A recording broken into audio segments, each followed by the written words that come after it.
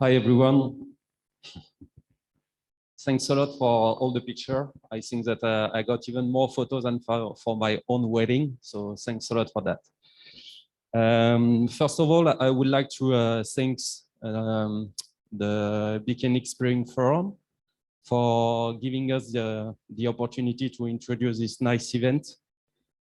As you may know, so ETIX, we are a pure colocation provider. We started our venture by developing some data center in Europe and Latin America. And we just started our venture in Asia with the first investment in Thailand. When we invest in a region, what we like is for sure not to develop some profitable facilities, but more than that, it's also to support the local economy and also to being involved in the digital community. So that's why for us being there today, it's key for our development and also to meet like our partners. I like saying that the data center for me, it's like a marketplace. For sure, our first mission is to provide IT infrastructure, like the suitable environment, but it's not only providing strong SLA. More than that, our main mission is to operate a platform to allow users to connect with IT service provider. So that's why for us, welcoming peering providers is key in our facility, basically to help all our community to connect together.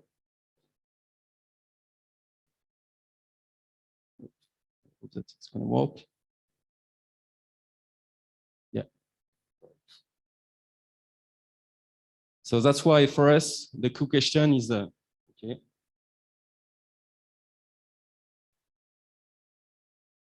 The key question is our data center, like us, can facilitate peering community. And as like in all long-term business, it's not all about pricing.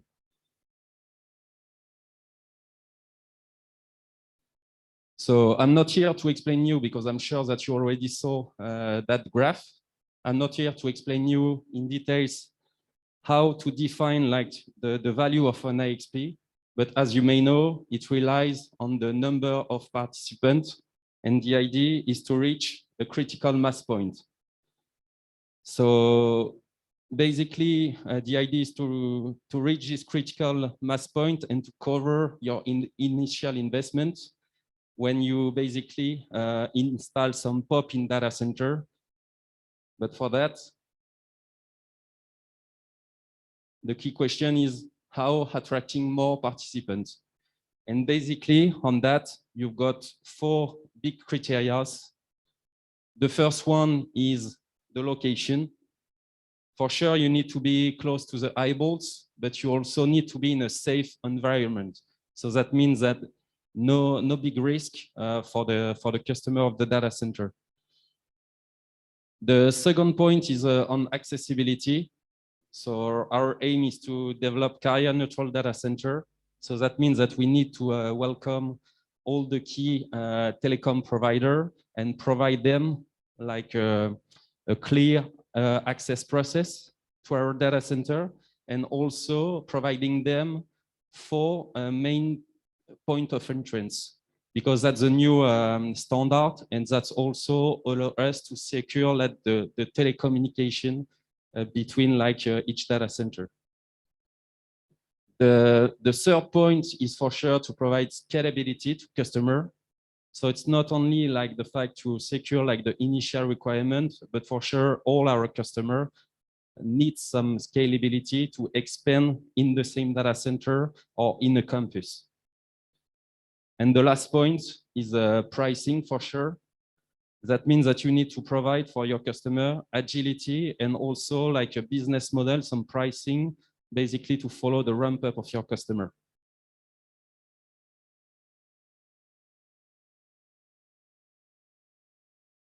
So that's it for the quick presentation. I just want to finish by saying that basically tomorrow we are going to organize a cocktail. So at 5 p.m. on the rooftop. And basically, we prepare some nice cocktail for you. So it's called Gin Twitter. And you can rely on Pierre, so my colleague here in Asia. And basically, if you want to know better like the recipe, just get in touch with him. And also, just to finish, as you may know, on Wednesday, we are organizing the grand opening of our first data center in Thailand. And that will be like a nice event to present you in details our development strategy in the region, and also to give you more like information about our first investment and the partnerships that we did with our JV partner, ETEL.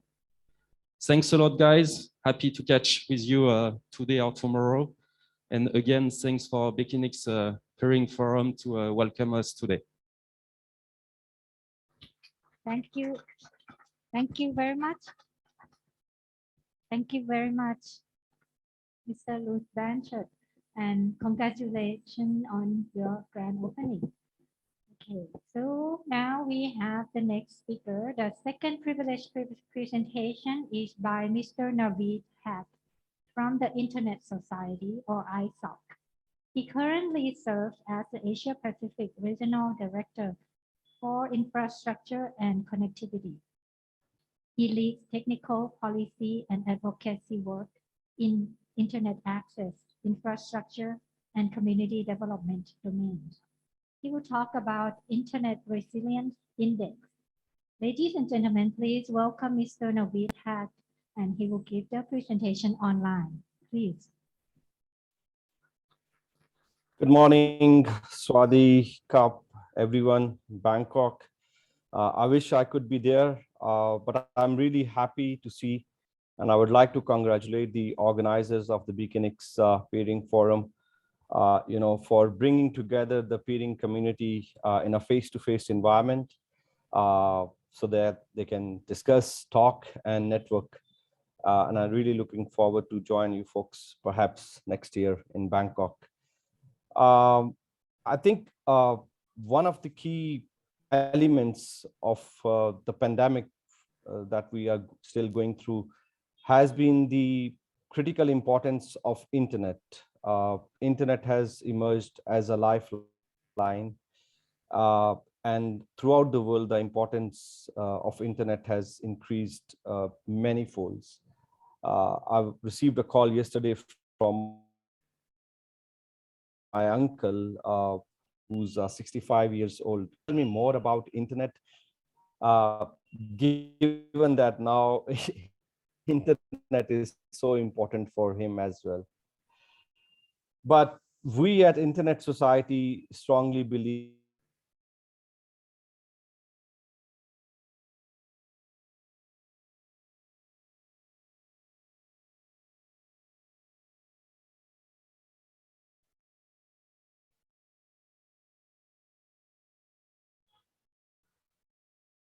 Can you hear me? Hello?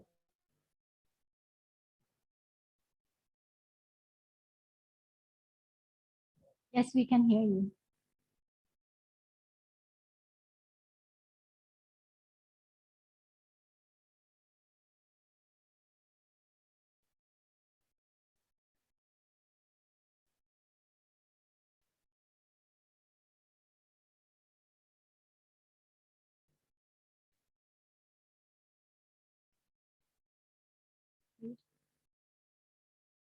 Oh, okay. Please disconnect.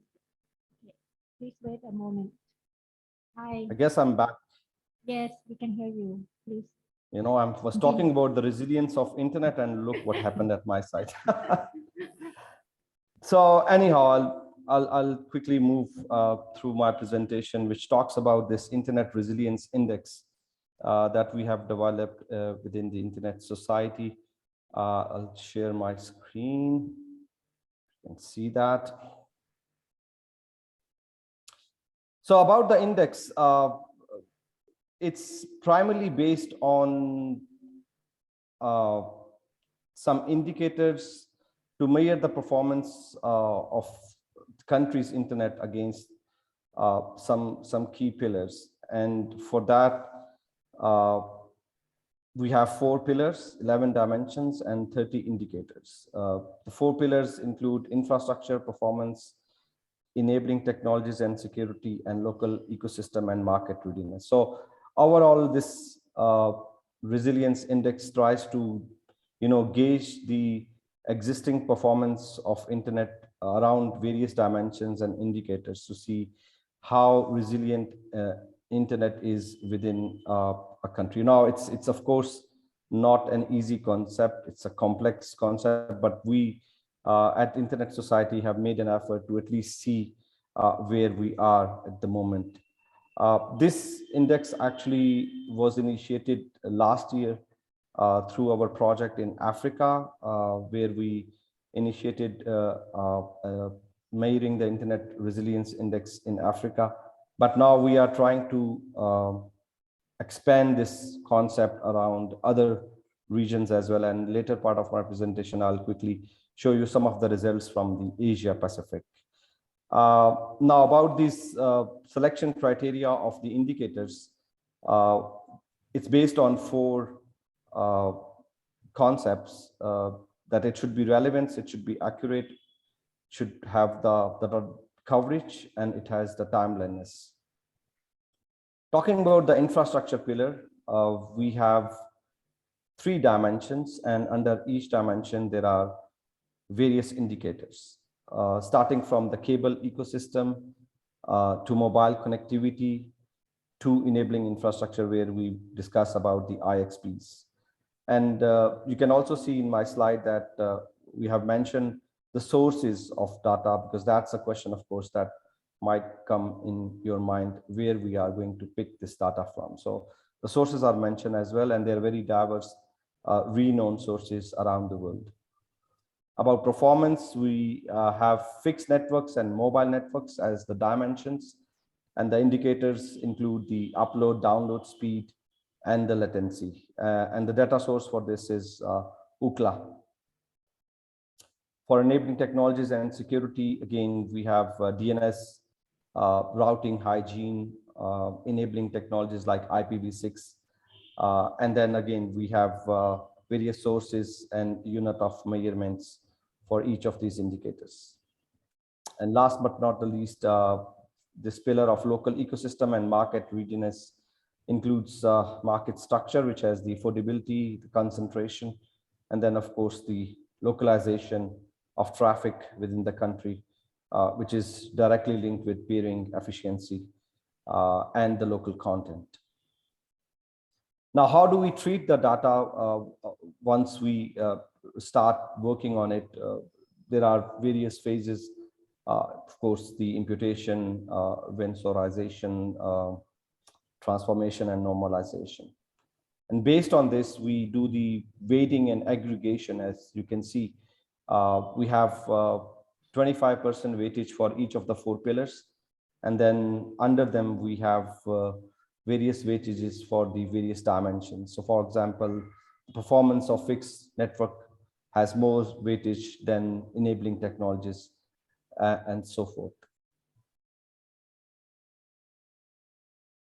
This is the result from Africa on the hour of resiliency. And you can go to this URL and you can find more details about the various economies in Africa. So you can see South Africa is leading with 69%, followed by Mauritius with 66%. And then if we go down to Kenya and Senegal in East Africa, they are almost about 50% of the resilience as per the indicators and dimensions I mentioned above. In APAC, the top scorers are Singapore, New Zealand, and Taiwan. And then the islands in the Pacific, and we do understand and we know the difficulty and challenges they still face in terms of internet connectivity and resiliency. They are on the bottom of the list, with Papua New Guinea at 24.58 and Solomon Island at 27.5. And this actually gives us an indication about which economies in Asia Pacific need more attention and work to improve their performance and rating as far as the resiliency of the internet is concerned. Bangladesh is being ranked 21 out of the 37 economies that we did run this resiliency index. And this chart actually shows you about the various pillars and the performance and the data that we have gathered. Now, this chart, of course, gives a more tabular form of the representation of data, where the Bangladesh scored 9.47 in infrastructure, and surprisingly, under security, they scored very high, 14.69. Our upcoming plans, of course, are to present this data in a more interactive way, and then expand our partnership in other regions, including Europe, Middle East, and Latin America. And of course, run through some case studies using this index. For APAC, of course, we have started working, and I've shown you some of the results, but we are really eager to extend and enhance more partnerships around these data sets in Asia Pacific as well, and then run some case studies and reports, which could be presented in some of the forums and perhaps to policymakers and regulators as well, so they can look around some of the areas which need their attention. These are our data pen partners. You can see we have BKNIX in Asia Pacific, and then ITU, World Bank, Cloudflare, PCH, A4AI, GSMA, ICANN. So we have a whole diverse range of our partners, but this is not the ending. We are looking to extend partnerships with more companies around this work. With this, thank you so much for your listening, and I hope this was useful. I'll be more than happy to answer any questions, or you can contact me at haq@isoc.org if you need to learn more about this Internet Resiliency Index. Thank you so much again. Thank you so much. Round of applause for Mr. Naveed Haq. Thank you so much for your information.